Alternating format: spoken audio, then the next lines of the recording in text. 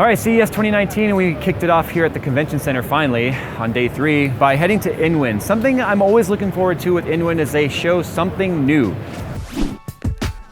First, we've got to thank our sponsor, and of course that is Corsair and the Corsair One high-performance desktop PC. The i140, i160, and i180 can be found in the link in the description below. Inwin is a brand that, and I've said this before, so forgive me if you've already heard this, is a brand that they started off making some basic chassis and stuff, and then throughout the years, eventually they became like the premier brand of innovation as far as I'm concerned when it comes to let's just make something and who cares what it costs. We're just gonna make it. Why the hell not? Like that chassis over there. But that's not new. We saw that at Computex last year. This right here is the new 928.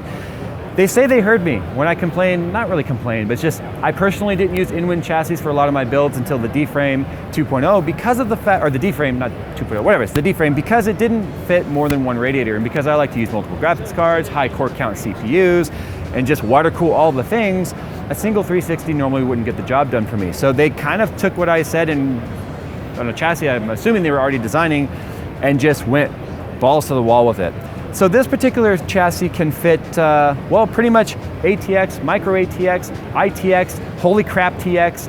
And by Holy Crap TX, I mean, of course, it's got the Dominus Extreme in there, which you've seen all over CES, which is just this massively large motherboard. In fact, I don't even know off the top of my head what the form factor is, but it's got two 24-pin power supply cables on this. So it's got 3 of their 140 millimeter Crown RGB fans. A fan we saw on Twitter that they said they were gonna send to us because I said to Polaris, although a great fan, not enough static pressure. They're like, we've got a fan for you, you're gonna wanna check out. I can feel the air all the way back here.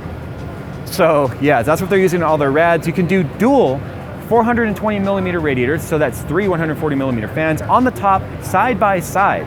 So that shows you how wide the chassis is, which is probably the only complaint, having not built in it, I can't really give you a full in-depth list of opinions on the chassis, but my only observation of something I think might be something I don't like is just the width. But you can't compromise. You can't say, well, we're gonna put dual 420s side by side and still make it narrow. I mean, just math, it doesn't work that way, right? Look how wide I am. I'd like to be narrower, but I can't. So whatever, I digress. Here we go right here. We also have a 2080 Ti Strix card that is sitting vertical because it does have native vertical mount built into it. And of course you can go horizontal if you want. We have 3 140 millimeter fans exhausting air on the back. Like I said, the two 420s on the top bringing air up. But when it comes to airflow, I'm gonna hopefully, I apologize ahead of time if this drops. It won't, hopefully. So when you put this on right here, you can see that you have a gap all around it. So it brings in air off the sides. You've got this beautiful laser cut piece of aluminum, solid piece of aluminum all the way around. You guys remember the S-frame? That was a one flat piece of aluminum that they then use a press brake on there to bend. Well, they've done basically the same thing.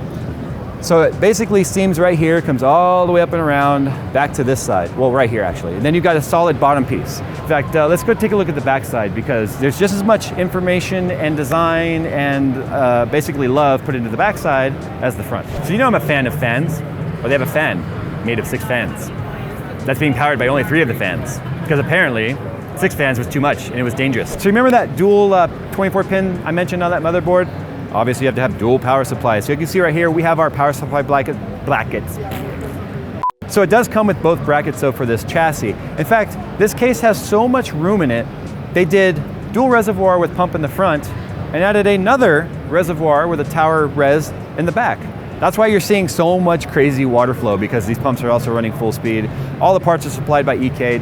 Obviously the water cooling parts don't come with the chassis, but they're showing what you could do with it. So if you don't want to run both power supplies, obviously, you take one of the brackets out and you have more room on the back to mount more hard drives and stuff. There may not be native support on the back of the motherboard tray that's threaded, but of course with some double-sided tape, you can do anything.